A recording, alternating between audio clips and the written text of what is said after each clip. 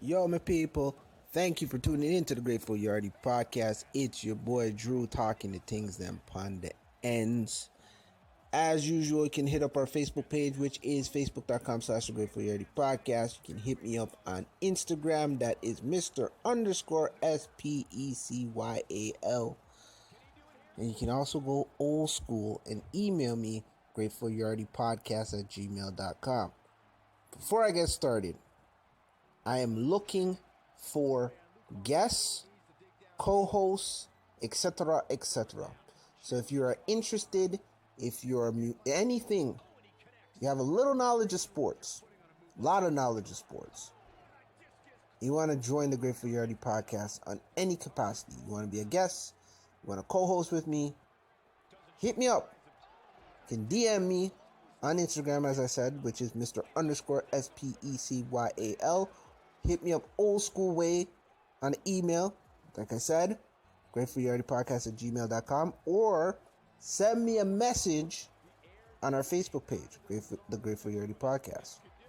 All right?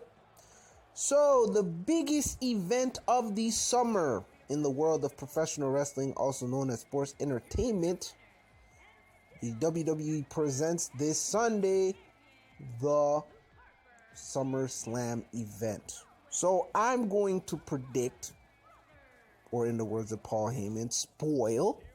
This is not a prediction. This is a spoiler alert, but most of them is going to be my predictions on what I would probably like to see or probably should happen going forward. So here we go. We're going to start with the pre-show, which I'm plugging WWE Network. They don't pay me for it. I just do it. The WWE Network's pre-show of SummerSlam starts at 5 p.m. Eastern Standard Time, 2 p.m. Pacific Time. It's a 2-hour event going into the main card, which starts at 7 o'clock Eastern Standard Time. It's live from Brooklyn's Barclays Center, the house that Jay-Z built, not the one AJ Styles built. Okay, so on this pre-show, you have Rusev and Lana going up against Andreas. I can't say his name. I'm struggling. Cien Almas. There we go. So Rusev and Lana versus Zelina Vega and Almas is on the pre-show. I'm predicting that Aiden English gets involved, either causing Rusev and Lana the match or siding with Zelina and Almas. But we saw on SmackDown this week that Almas beat aforementioned Aiden English. So I really think Lana and Rusev win with the help of Aiden English. Also on the pre-show, we have the B Team, the Raw Tag Team Champions of the World, going up against one of my favorite teams that were in NXT, came to the main roster, and they treated them like crap because one of them got injured. And since they've come back, they've done amazing work. In my eyes, that is the Revival. I really think I like the B Team. No problem with the B Team. Very creative in what they do. But I think it's time that the Raw Tag Team division got serious, and I really think that the Revival are the team to make that happen. So I see the Revival taking the tag team titles on the pre-show away from the B Team. And there is another pre-show match. That is the Cruiserweight title match with the man known as the Brock Lesnar of 205 Live, which is Cedric Alexander versus Drew Gulak. I don't really watch 205 Live. I'm just going to go off on a side tangent here. The reason why I don't watch 205 Live, because it's ridiculous. Because a guy that weighs 205 pounds is known as a cruiserweight. However, this 205 pound guy or less can become the Universal Champion or the WWE Champion, and in the past could become the World Heavyweight Champion. So it's either you're choosing this WWE Universe or WWE Creative.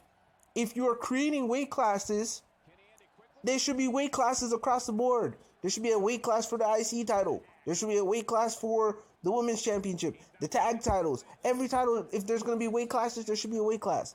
That's the reason why I don't watch 205 Live.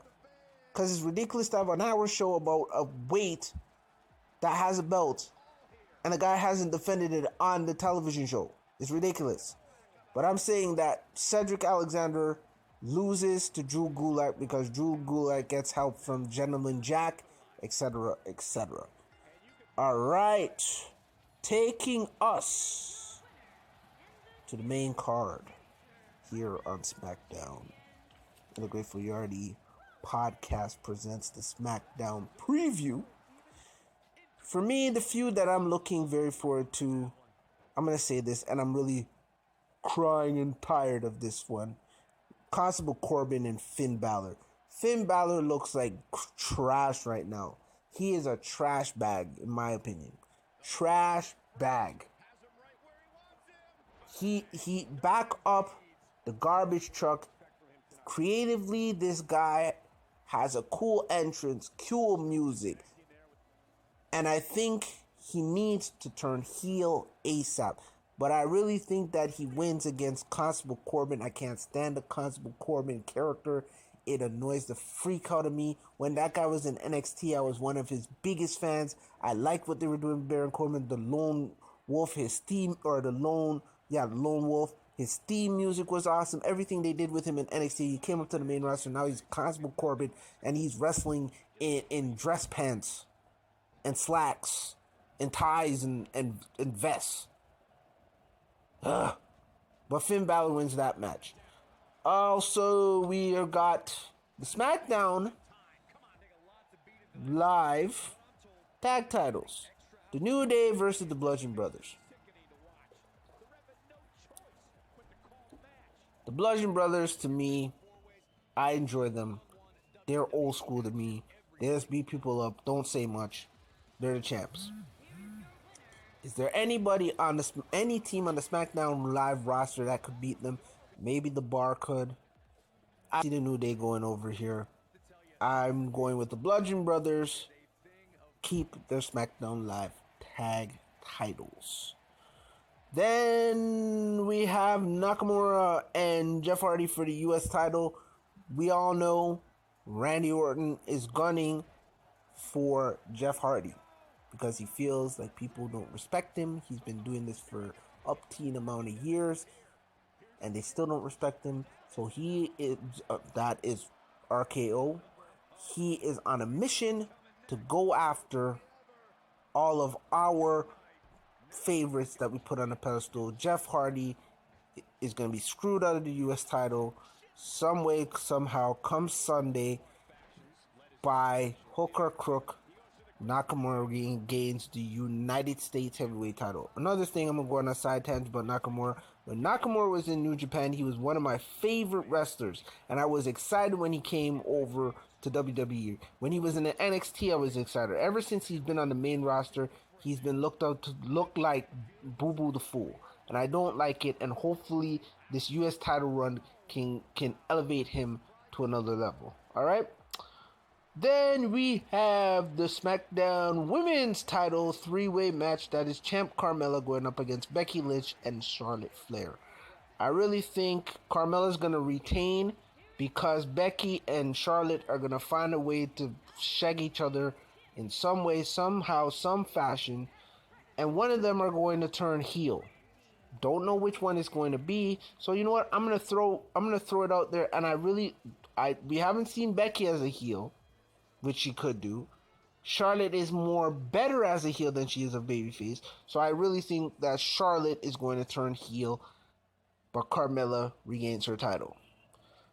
Okay, we have Braun Strowman versus Kevin Owens, the guy that bumps like no tomorrow. He fell off of the top of a high ladder at Money in the Bank. Braun Strowman threw him off the top of the cage at Extreme Rules. Now, if Owens wins, it doesn't matter how he wins. But if Braun loses by any means, disqualification, pinfall, submission, count out, Owens gets his briefcase. This is why I don't like this. You had these guys compete for the said briefcase a couple months ago, putting their bodies on the line to win this briefcase. He should not have to put his briefcase up, and that's the thing I don't like about babyfaces. Sometimes they treat them like crap, and babyfaces make stupid decisions. So I'm saying Kevin Owens is going to be your new Mr. Money in the Bank, and that whole Monster in the Bank moniker is going out the window. Sayonara konnichiwa. Like that one, don't you? All right. We have Ronda Rousey and Alexa Bliss. Ronda Rousey, I don't have a problem with Ronda Rousey. Ronda Rousey, to me, has fit in as a WWE superstar. She has gotten pop. She looks great in the ring. Her promos are getting a little better, and I'm happy with that. I really think Nia Jax returns and screws Ronda out of the title by beating up Alexa Bliss.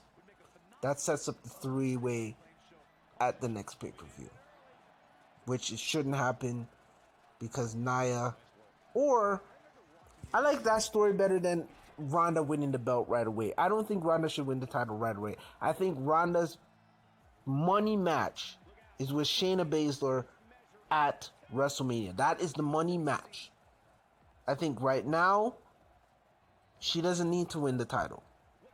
Alexa can keep the title by Nia screwing her out of it, and then Nia can win back the title from Alexa down the road.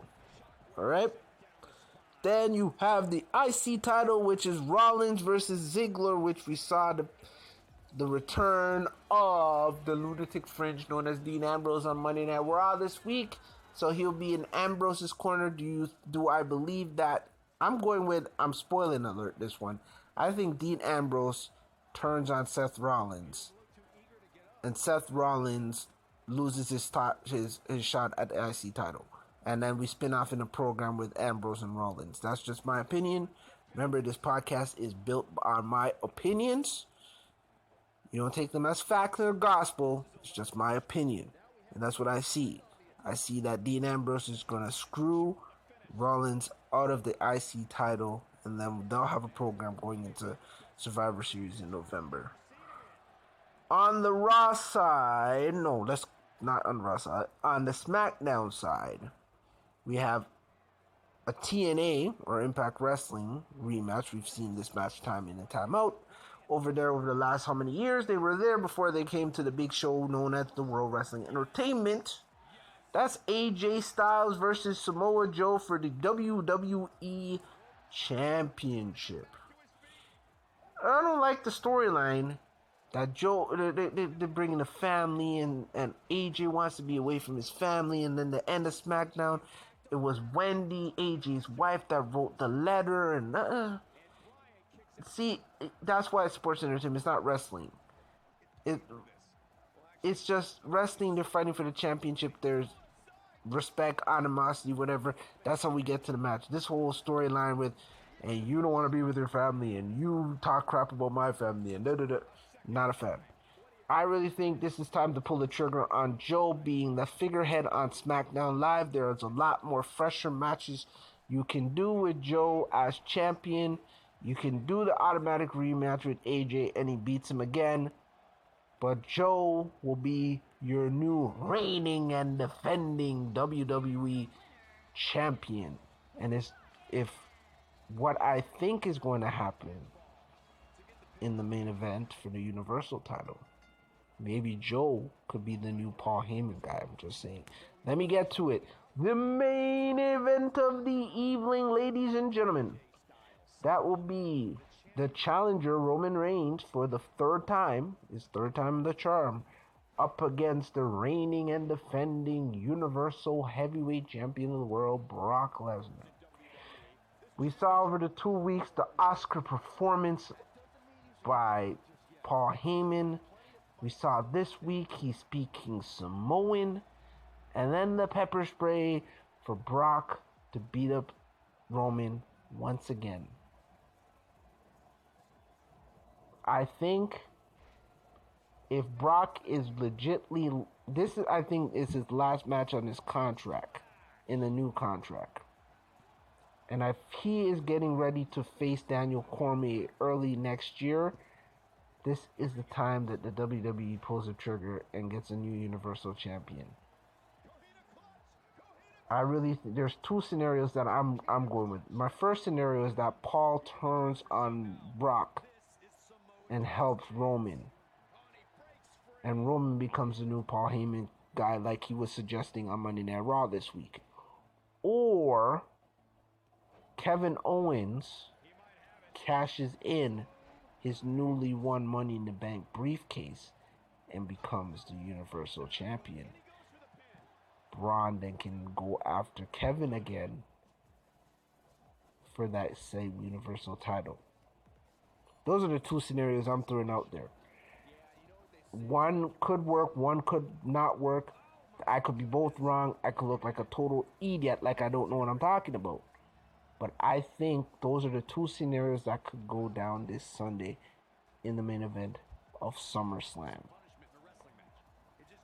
And which in my eyes they will put that as the main event, but in my eyes, the fight, the match that was 8 years in the making, I have not spoken about it because to me, the way they have positioned this fight or this match is like what they were doing with the UFC, the whole sit-down interview thing they did on SmackDown Live to recap you on the years that these two competitors have been going at it. One had to retire because of injury, got cleared, has come back, and now is trying to avenge the 8 years of animosity. My main event of SummerSlam, The Miz going one-on-one with Daniel Bryan.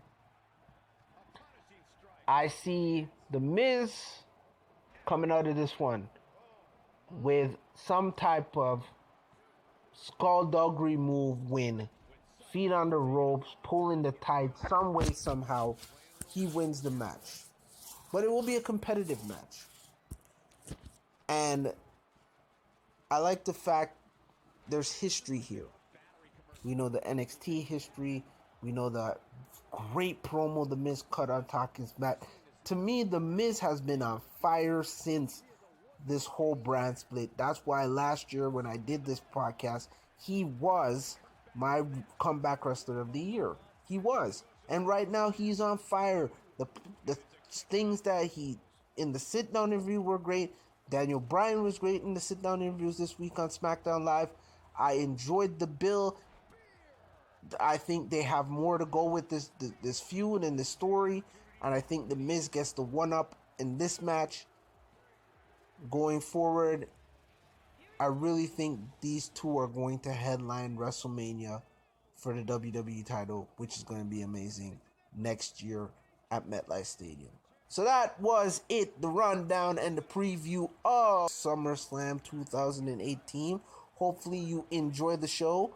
Personally speaking, I'm more looking forward to TakeOver on Saturday night with the main event of Gargano and Ciampa for the NXT title, which is going to be off the hizzy for chizzy. Tune into that.